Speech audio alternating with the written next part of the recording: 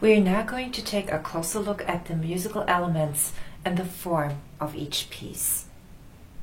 And we're going to turn back to the prelude. A few general remarks to begin with.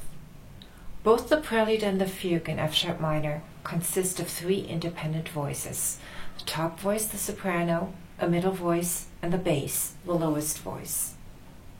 In your score, you'll find the soprano notated in the top staff. The note stems go in both directions depending on the pitch. The middle voice and the bass are both notated in the bottom staff.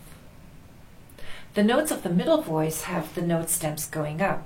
The notes of the bass have the note stems going down. That way you can distinguish the two voices.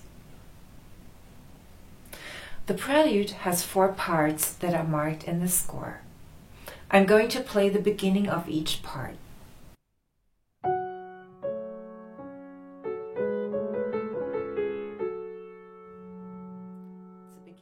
First part. The second part begins in measure 12 further down on the page.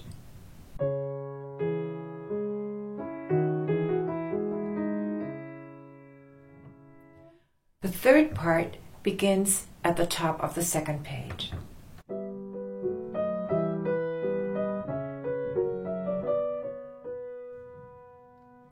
And the last part begins with the lead in to measure 30, a little further down.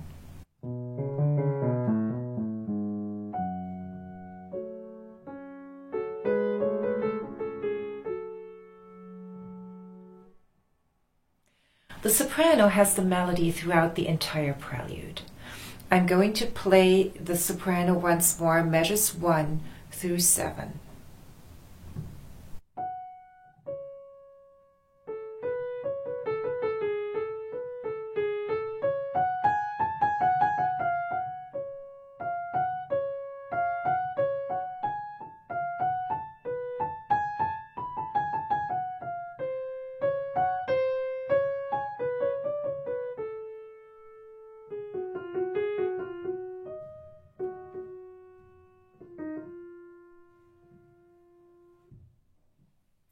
When we look at the musical elements that constitute this melody, we notice that the soprano begins with the interval of a falling fourth, which is very expressive. It takes a moment before it continues, and rhythmically speaking, the second longer note creates a syncopation. We're in the time signature of 3/4, so what you naturally feel is 1 and 2 and 3. And now this note does 1 and 2 and 3. That way it puts an emphasis on a weak beat and creates something like an obstacle, a rock in the stream that causes the energy to build until it is strong enough to break through as those triplets and 16th notes. In the second measure, note the scope of those patterns. They're like ripples and waves. Throughout the piece, you will notice that the 16th triplets, the slightly faster notes, take the smaller steps, whereas the 16th notes patterns often bridge an octave or more. I'm going to play measures 1 and 2 once more.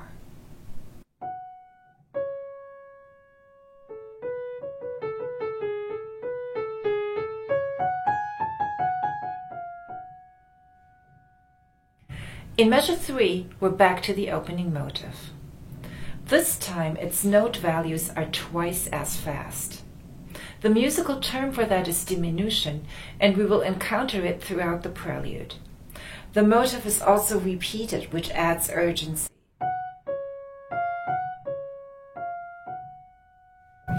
Then the 16th and triplets flow again, followed by another appearance of the opening motive in diminution.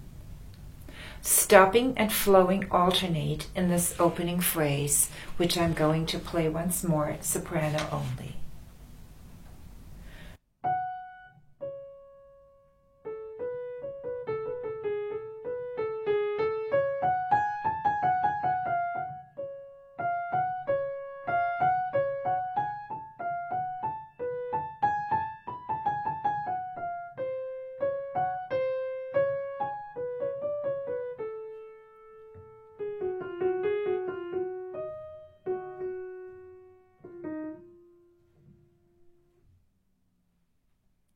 Next, we're going to turn to the bass.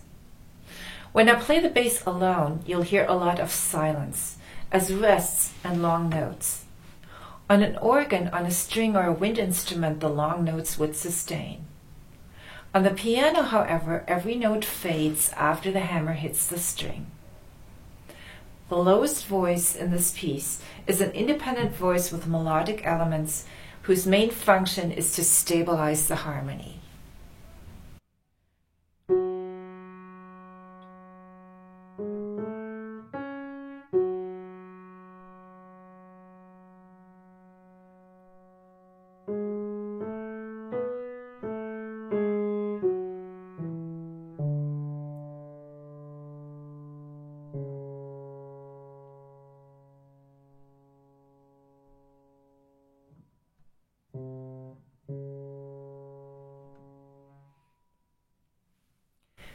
The middle voice is a good example of what it means to be independent but not self-sufficient. It reaches out in both directions, to the upper voice as well as the lower. At the beginning of the piece, in the second measure of part 2 and in the second measure of the last part, it repeats the opening motive. And it also fills the long notes in the other voices as it proceeds. I'm going to play the middle voice alone.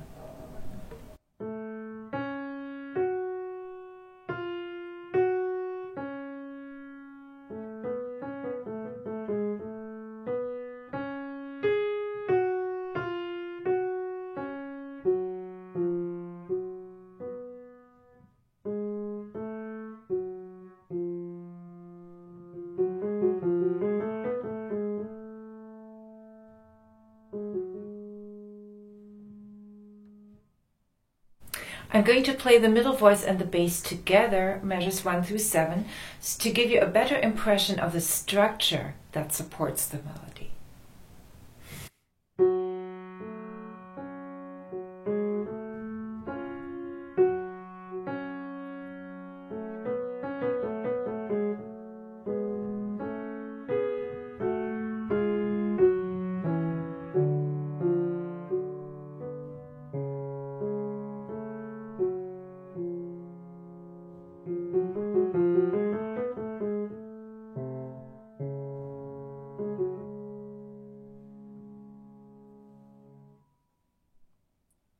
I'm going to play the entire part 1, all 3 voices. After measure 7, the melody flows in triplets and 16th notes patterns, leading into the second part.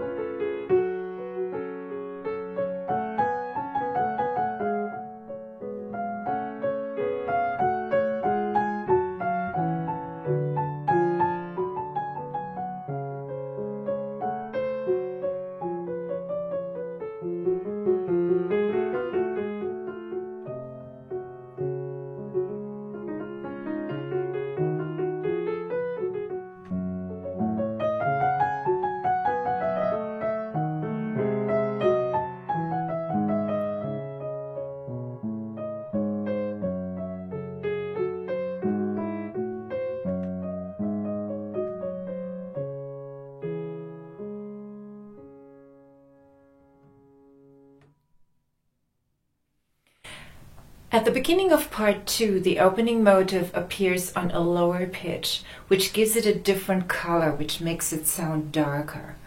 To compare the two, this is where we started.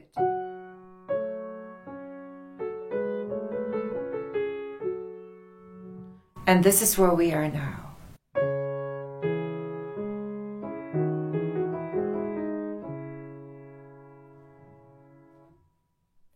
At first, we hear an exact quote of the opening, but then the phrase takes a different turn than it did at the beginning of the piece. As I play the beginning of part 2 again, measures 12 through 17, note the rise and the fall of the melody.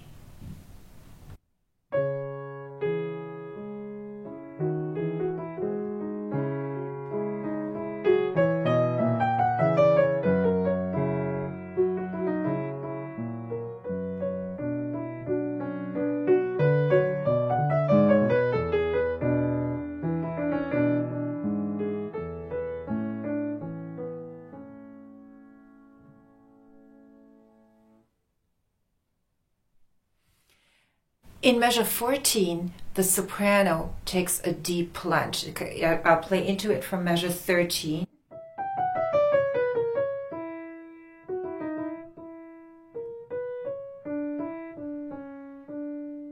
And then that happens again. Now at this point in measure 14, I would like to call your attention to the middle voice, which at the moment where the soprano has this deep plunge, has a rising fourth.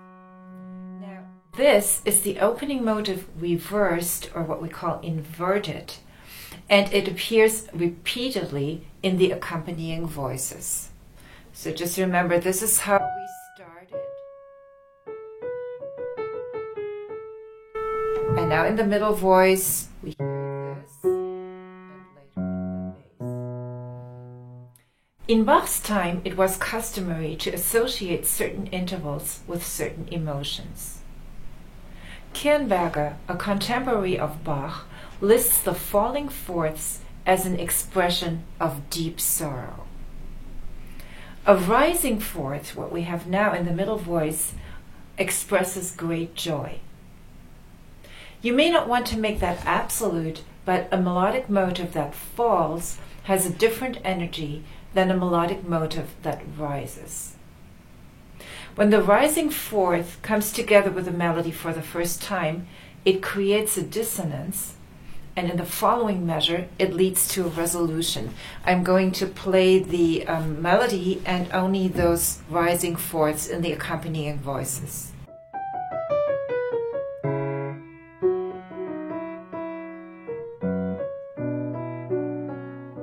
And then that happens again.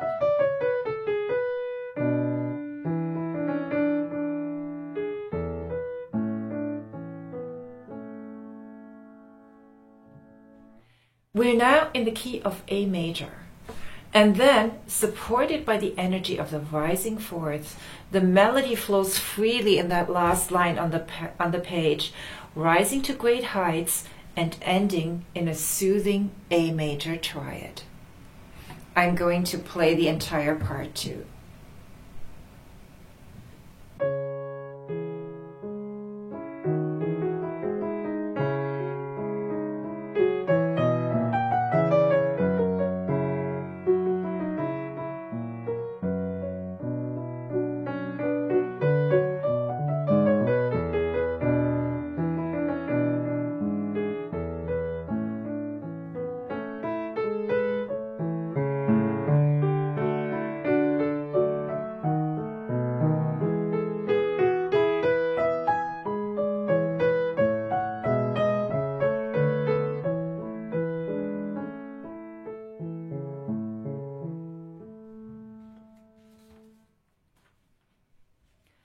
After that momentary relief, the sudden entry of the opening motive in diminution at the beginning of part 3 comes as quite a surprise. I'm going to play just the connection from part 2 to part 3.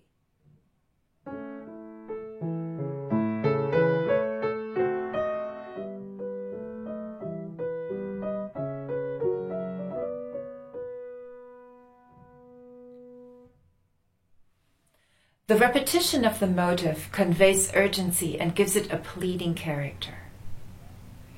In measure 25, at the end of the line, the melody rises and falls in a way that is very similar to the end of part 2, but the ending is completely different. Let's listen to them back to back. So measure 17 through 21, end of the second part, and measure 25 to 29, end of the third part.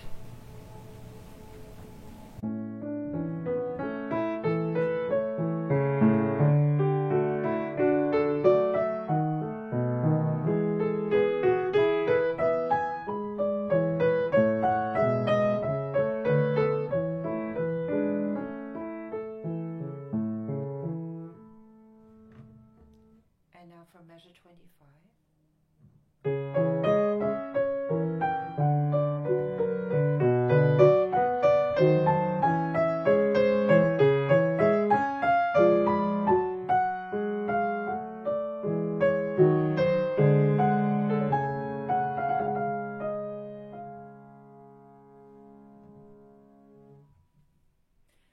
This time, the music does not end in a soothing resolution, but it leads to an open question on the dominant, followed by silence. It's interesting to note that there are no rising fourths in the accompanying voices in that section. I'm going to play parts 2 and 3.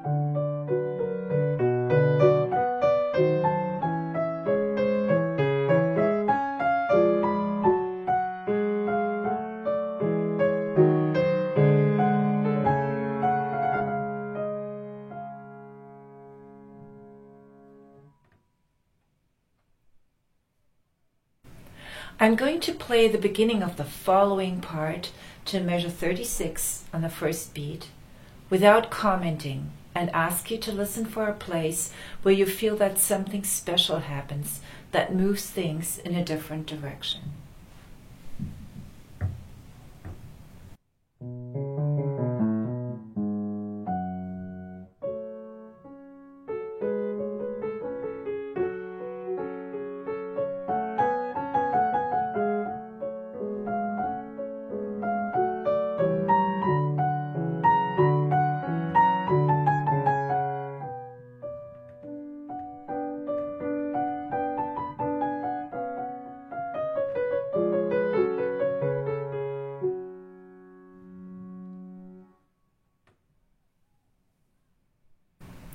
The first 3 measures of part 4 lead back to the beginning.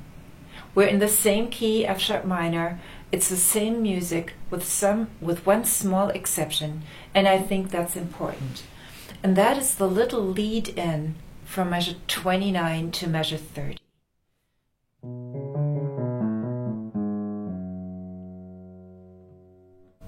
To me, it conveys less certainty. It's like turning around in disappointment. You're looking for something, and you have to admit that you haven't found it yet.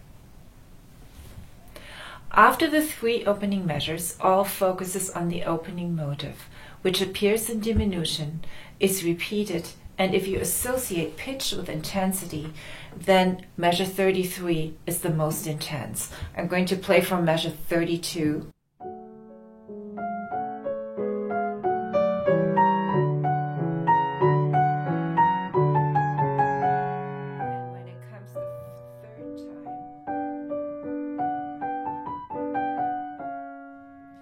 That is the point where something breaks. It's hard to say whether it's a breakthrough or a breakdown, but there's something very fragile and very open about this place. I'm going to play again measure 30 to 36.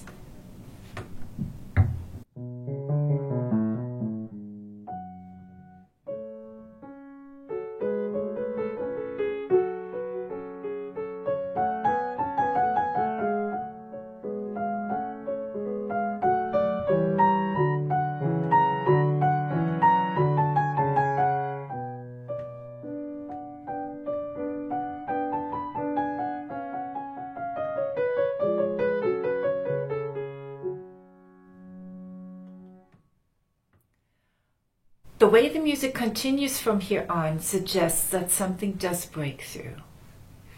In measure 36, we at least rhythmically hear the opening motive again, and the large intervals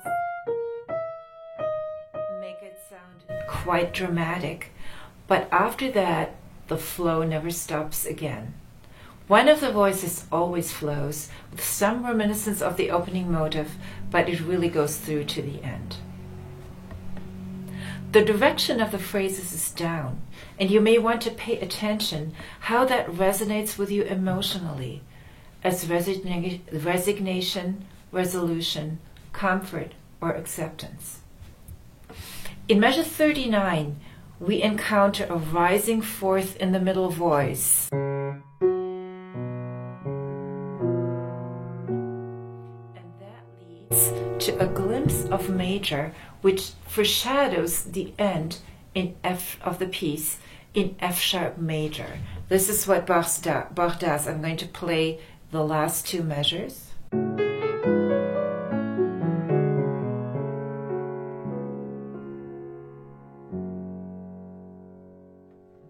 He does not end in minor, which would be this.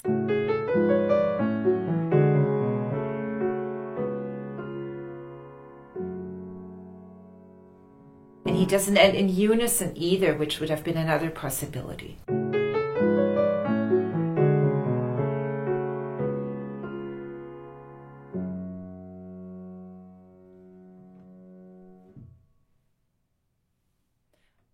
I'm going to play the entire part 4 of the prelude once more.